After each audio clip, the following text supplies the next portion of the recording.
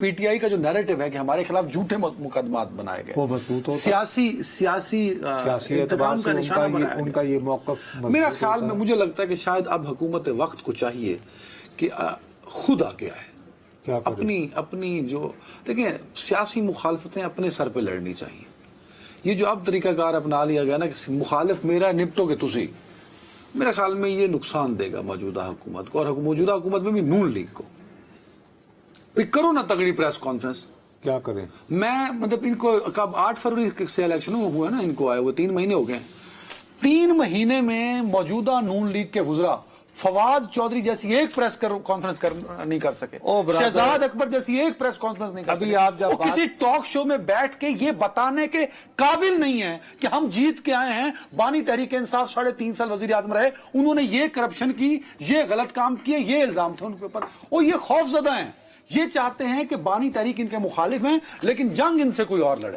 تو یہ میرے خیال میں ہو گئی بات، یہ آپ نے بات کر لی نا۔ اب میری یہ آپ کی خدمت میں عرض، جب میں آپ کو کہہ رہا تھا آپ پہلے یوں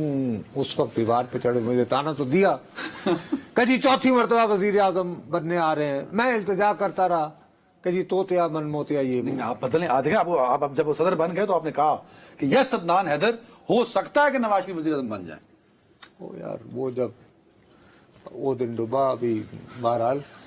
عرض یہ ہے کہ ابھی تو فی الحال اس وقت میری دانش میں شدید خطرہ ہے۔ وہ جو الیکشن کمیشن نے جو میں کہہ رہا تھا نا، بالو کڑیو بنڈی دے چھولے لہ جاؤ، کہ یہ جو مخصوص نشستیں بھی جو ہیں ان میں بانٹ دی، وہ تو ہو گئی انصاف کو نہ دی، نہیں اب وہ اس وقت زیر بحث ہے، اور آج کی سماعت کا میں نے ایک لفظ سنا ہے۔ اچھا ہاں دیکھیے سوری، قانون میں بابو لفظ استعمال ہوتا ہے، ہم کہتے ہیں کہ یہ قانون ہے، اور لیٹر اینڈ اسپرٹ، یعنی جو لفظ لکھا گیا ہے اس کے مطابق، اور روح مثلا یہ بھی دیکھی جاتی ہے کہ یہ جو لفظ لکھا گیا ہے اس کے پیچھے منشا کیا ہے، مقصد کیا ہے۔ آپ کو یاد ہوگا میں نے پہلے دن سے یہ کہا کہ یار جو بھی ہوا، دیکھیے نا آپ نے ان کو آزاد امیدوار ڈکلیئر کر دیا، اب لوگوں نے سارا فوکس یہ جو یعنی کہ عزت مآب چیف جسٹس صاحب کے خلاف جو نفرت کا کیا جو لوگ پھیلاتے ہیں کہ جی انہوں نے چھین لیا بلّہ، بھائی انہوں نے نہیں چھینا، الیکشن کمیشن نے چھینا، اور انہوں نے جن بنیادوں پہ چھینا وہ سپریم کورٹ کے فل کورٹ نے اکثریتی فیصلے سے کہا کہ ہاں جی وہ اس کیس کے میرٹ پہ بات کریں تو کورٹ کا ڈیسیژن بالکل ہو گیا نا۔ اب لیکن سارا اس کا جو ہے وہ نفرت اس کی وجہ سے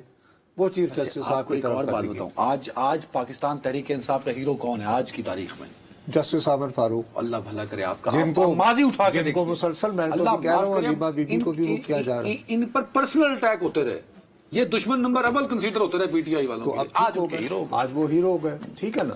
یہ آپ کہہ رہے ہیں کہ قاضی صاحب بھی ہیرو بننے جا رہے ہیں ان کے پی ٹی آئی کے؟ یار میں قاضی صاحب کی بات نہیں کر رہا، دیکھو آج وہ بنیادی ہم اس یہاں بیٹھ کے میں بار بار کہتا رہا، میں نے کہا یار ایک بات ہے کہ دیکھو یہ بات تو طے ہے نا کہ وہ تمام لوگوں نے آزاد حیثیت میں لڑا، وہ لوگ اسی فہرست میں شامل تھے جو تحریک انصاف نے اپنے امیدواروں کی دی تھی۔ مثلا کہ شعیب شاہین جب اوریجنلی لسٹ گئی تو ظاہر ہے کہ وہ تحریک انصاف کے امیدوار تھے، جو کہ نہ رہے۔ اچھا بعد میں جب وہ آزاد امیدوار ہو گئے، ہر ایک کو مختلف انتخابی نشان الاٹ ہو گیا، اب وہ اسمبلی میں آ گئے ہیں اور انہوں نے اوتھ لے لیا ہے۔ ان کے بعد دوسرا طریقہ یہ بھی تھا نا، وہ یہ کہتے کہ نہیں جی یہ ساری ریگنگ ہوئی ہے، فارم 47 ہم تو اوتھ نہیں لیتے جیسے 7 مارچ 1977 میں ہوا تھا، ایسا نہیں ہوا۔ وہ آ گئے جب تو انہوں نے امپلیسٹلی سسٹم کا حصہ بننے کا فیصلہ کر لیا، اور ساتھ ہی یہ قبول کر لیا کہ الیکشن ٹھیک تھے، امپلیسٹلی بہرحال یعنی وہ سسٹم کا حصہ بن گئے اپنے تحفظات کے باوجود۔ ٹھیک ہے، اب بھیا جب وہ اپنے تحفظات کے باوجود سسٹم کا حصہ بن گئے ہیں تو آپ یہ تسلیم کر لیں کہ یار اب وہ مدغم ہو گئے ہیں سنی اتحاد کونسل میں، اور بہرحال ان کو ملا کے جتنے، کیونکہ بہرحال وہ آزاد جو تھے۔ بٹ بات یہ ہے کہ آپ بھی تو کوئی عقل سلیم استعمال کیجئے نا، آپ نے ایک ایسی جماعت کے ساتھ اتحاد کر لیا جو الیکشن ہی نہیں لڑی، یار پھر وہی مطلب یہ بھی ایک آرگومنٹ نہیں، اب یہ میں کسی کی سائڈ نہیں لا، آرگومنٹ ہے نا، آرگومنٹ یہ ہے کہ سنی اتحاد الیکشن کنٹیسٹ کیا. تو بھائی جب آپ سیاسی فیصلے کر رہے تھے, سنی اتحاد کونسل نے دیکھو خود, تم ایک بات نہیں آپ کیوں خوف ہونا پاکستان تحریک انصاف کی لیگل ٹیم سے؟ آپ سے میں نے یار مجھے لیگل ٹیم سے کیا لینا دینا, میں جو